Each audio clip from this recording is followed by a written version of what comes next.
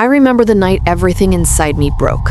I was sitting alone in my bedroom, lights off, clutching an empty bottle that had once numbed the noise in my head. My body felt heavy, but it was my soul that felt like it was drowning. I had just come home from church where I had smiled and greeted everyone like nothing was wrong. But deep inside, I felt hollow, lifeless, and full of shame. I kept whispering to myself, "Where are you, God? Do you even see me anymore?" My prayers felt like they hit the ceiling and bounced back down. That night, I asked myself a question I never thought I would ask. What if none of this is real? And yet, what I saw in the days that followed still haunts me to this day. Before I go deeper into my story, let me take a quick moment to say something important. To every single one of you watching, thank you. Thank you for subscribing to this channel. To all the new and returning viewers who have not yet subscribed, I cannot wait for you to hit that subscribe button. It is the fuel and energy that keeps this channel alive and moving forward. And please, as you listen, share your thoughts in the comments below. Your words mean more than you think. Now, let me take you back into my life and how everything began to unravel. My name is Cheryl.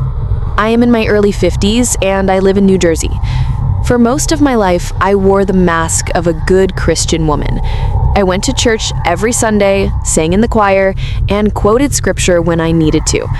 But behind closed doors, I was lukewarm, drifting further from God while pretending to still be close to Him. I had grown up in a strict household. My father was hard, my mother silent, and my childhood was full of rules, but very little warmth. As I got older, I carried that same coldness inside me. Church was never about a relationship with God, it was about appearances. It was about people thinking I had it together. By the time I turned 40, I was tired. Tired of pretending. Tired of smiling when inside I was breaking. I had picked up habits I never thought I would. Small compromises that grew into chains. I was addicted to approval, to secrecy, and to anything that could quiet my restless mind. And then there was Pastor Raymond. Everyone in our community respected him. His sermons filled the pews, his words carried weight, and people often said, if there is any man of God we can trust, it is Pastor Raymond. I believed it too. He was the one I thought lived above reproach. That is why what I saw later shook me to the core of my soul. But it did not start with him. It started with me. My heart was drifting, my faith was crumbling, and I was slipping into a darkness I could not explain. It was in that fragile, broken state that everything changed. It began one evening in the fall of 2018. The air outside was cool in New Jersey, but inside, my body burned with exhaustion. I had been struggling with chest pain for days, but kept pushing through, telling myself it was nothing. That night, alone in my living room, the pain hit me harder than ever. My vision blurred and my body gave way. I collapsed to the floor, and the room spun until everything around me faded to black. At first, there was silence. A silence so thick it made me feel as though the world itself had ended. Then came the sound, distant at first, screams, cries, the sound of chains dragging against stone. My nose filled with a stench so unbearable it forced me to gag, like sulfur mixed with burning flesh. When I opened my eyes, I was no longer in my home. I was standing in a place so dark that the shadows seemed alive. I tried to take a step, but the ground beneath me burned like hot coals. I screamed as pain shot through my feet. A suffocating heat pressed against my chest, and every breath felt stolen. Around me, voices rose louder, wails of regret, people screaming words like, "If only," and "Please, one more chance." It was not random noise. It was pain. It was hopelessness. And then, I saw him. At first, I thought my eyes were deceiving me. In the distance, lit by the flickering of flames, was a man chained to a wall of jagged rock. His skin was torn, and his eyes were filled with terror. He was screaming words I will never forget. He preached, but I did not live it. His voice cracked with despair. As I stepped closer, I recognized him. My heart stopped. It was Pastor Raymond, the man everyone respected, the man who spoke with authority from the pulpit, the man I believed was untouchable. There he was, tormented, begging for mercy that would never come. He locked eyes with me, his face twisted with both recognition and horror. He shouted, "Do not come here. Do not make the same mistake." His voice was swallowed by the cries around us. I froze, my body trembling, my mind screaming, "How is this possible?" Before I could move, a shadow swept past me. I turned, and standing behind me was a figure unlike anything I had ever seen.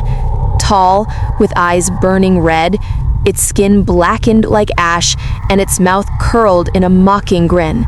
The demon pointed at me and hissed, "She does not belong here, yet." The word "yet" echoed in my mind like thunder. Terror wrapped around me as the ground shook.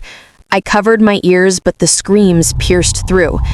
And then, a voice not of despair, but of power, a voice that cut through the noise like light through darkness.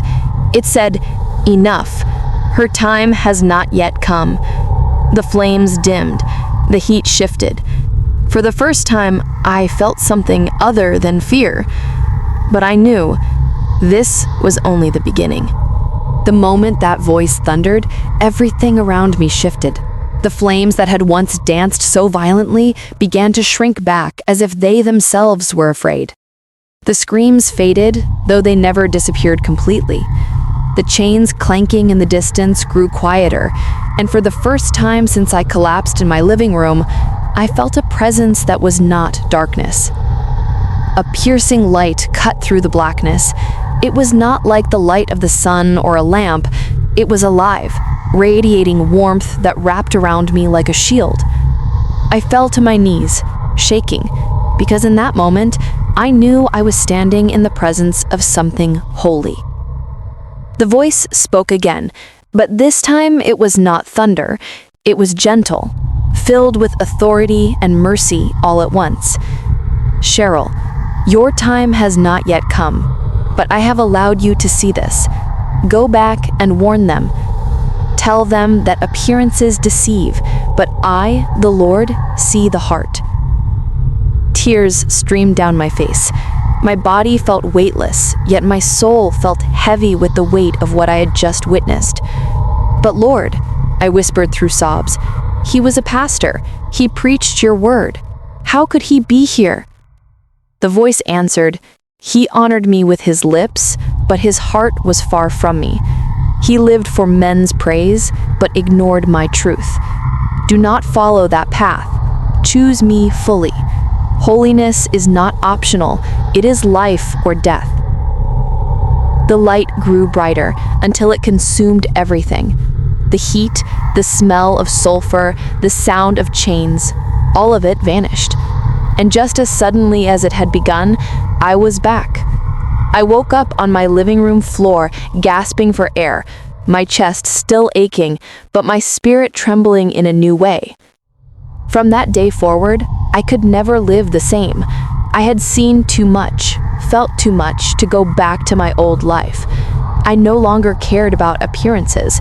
I no longer wanted to sit in a pew pretending to know God while secretly drowning in compromise. I fell to my knees that night and cried out for forgiveness like a woman desperate for life. My habits began to change. The bottle I once clung to went into the trash. The bitterness I had nursed for years began to break as I forgave the people who had hurt me. I started reading scripture, not as a ritual, but as a lifeline. Every page reminded me that I had been given mercy when I deserved judgment. I joined prayer meetings, surrounded myself with believers who pursued God with sincerity, and I learned to live in the light of eternity. The image of Pastor Raymond never left me. His screams echo in my memory, even now, but they also keep me humble. They remind me that no title, no reputation, no applause of men can ever stand before a holy God. And so I share this with you not to scare you, but to warn you. Hell is real. I saw it. And heaven is real too. God's mercy pulled me out before it was too late. I stand today as a witness that He still saves, He still warns, and He still transforms. To the one listening right now who is playing with sin, hear me. Do not risk your eternity for a temporary comfort. To the one who thinks outward religion is enough, remember this: God sees your heart. As the voice told me, appearances deceive, but I see the heart. If I could leave you with one truth, it would be this: hell is too long to be wrong. Now, I want to speak directly to you who are watching. What do you think would happen if today was your last day on earth? Would you be ready to face eternity? And do you believe that God can take a broken, lukewarm life like mine and turn it into something new? Please drop your thoughts and reactions in the comments below. I would love to hear from you. And do not forget to like, share, and subscribe to this channel. Your engagement helps this message reach so many others who need to hear it. This is my story. I saw a pastor everyone respected, but in hell he screamed in regret. And by the mercy of God, I was given a second chance.